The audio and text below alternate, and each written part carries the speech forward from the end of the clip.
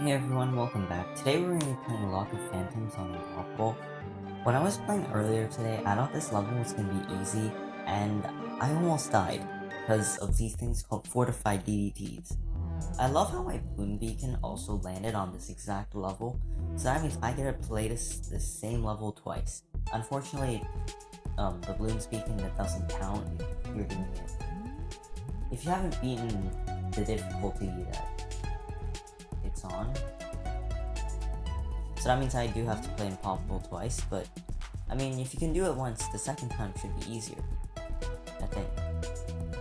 After that, I just ended up doing the quests, and just like the wish orbs, you know how back when I was rolling, actually I don't think I've made a video on it, but anyways, we'll just say, let's say you re-roll the wish orb,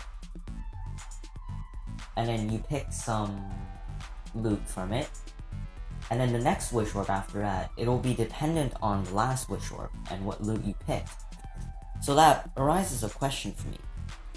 If we pick the exact same loot every single time, does that mean you can get the exact same wish orb configuration as before? I want to test that on one of my alts.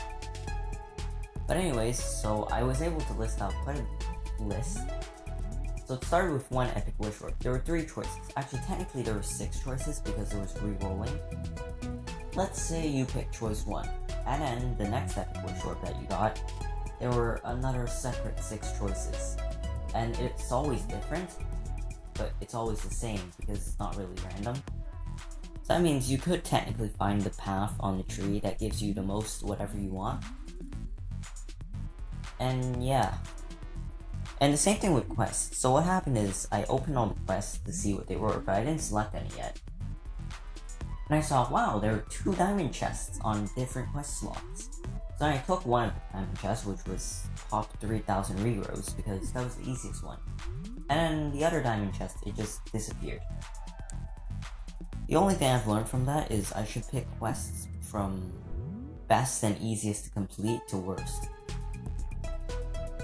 And then what I ended up with was, 1 silver, 1 diamond, and 3 gold. It wasn't that bad. They were pretty easy to do, because I did them pretty quickly. One of the gold was beat 3 games on extreme, and then another one of the gold quests was beat 3 games on extreme without placing max.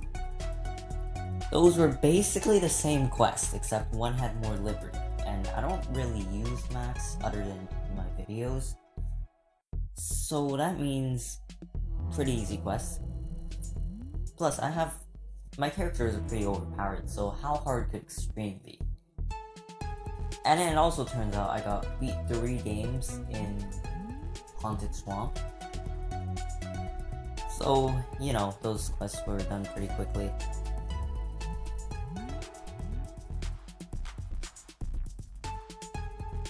Oh yeah, speaking of those games without placing max, I remember a little while back, I had a quest that was beat 3 games, or I think it was beat 1 game on Impoppable without placing Finn, or was it 3? I can't remember. But anyways, what happened was, I was just casually playing, and I accidentally placed Finn, and I was like, oh no, whoops. So then I clicked restart to redo the level, and once I do beat it, the quest never got completed because for some reason, I placed Finn even though I restarted, so I'm not sure about that. I think it's a glitch, but I didn't have the time to try and test it again. Probably because I have to play a full-length game, which is 30 rounds, but still kinda much. Since the tutorial levels don't count for the quests, at least I don't think they do. The last time I tried them, they didn't. And the last time, the only reason why I tried it was because I had this quest that was beat 20 games using Flame Princess, Merceline, Princess Bubblegum, and Sam. And you can imagine why that quest took years to finish. Because those characters weren't that good. Actually, Flame Princess is good. Actually, all those characters are good now, but back then when I was playing, those characters were terrible. They were terrible because they were like level 1 or 2. Actually, they were level 4, but you know. They're not as good as they are now. So it's pretty hard to actually beat a level with those characters. And even if I did, I wasn't actively grinding the quests. So yeah, no wonder why they didn't get completed.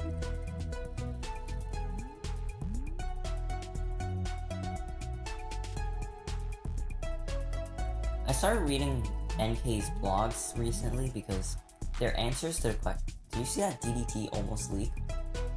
But Princess Bubblegum's sodas and mints are pretty good.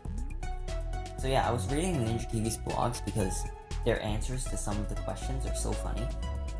And then that reminded me of some of the upgrades in the game. So